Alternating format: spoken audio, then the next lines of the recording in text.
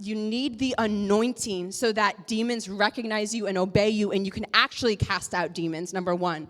But you also need the anointing, number two, for protection. When you're a believer, you still need to follow God's principles, his commands, or you open up doors. By God's principles, I mean planting yourself in a church where God is really moving in power. So that's one of the principles I mean. And when you do this, the anointing is coming upon your life, touching every area, and also coming over your life for protection. A covering comes over you when you abide by God's principles, such as this one, planting yourself. I've seen people before come saying, I'm a pastor, but my wife here was cursed by a witch. But how can that happen, right?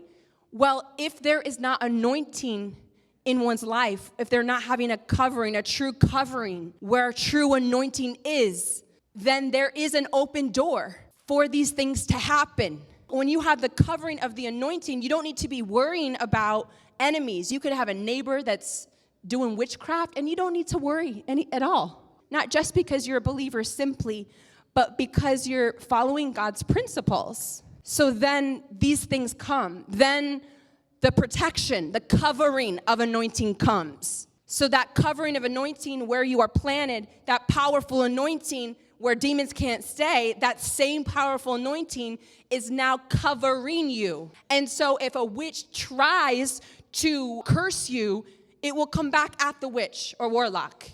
It cannot touch, they are not allowed to in the spiritual realm.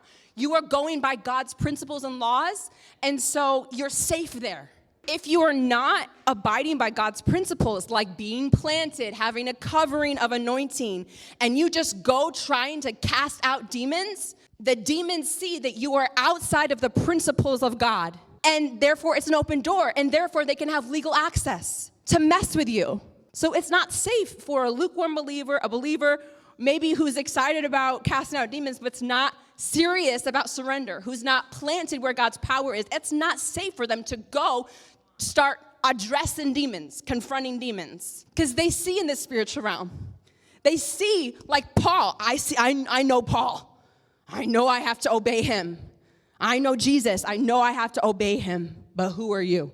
So they see the anointing you carry and the anointing that covers you.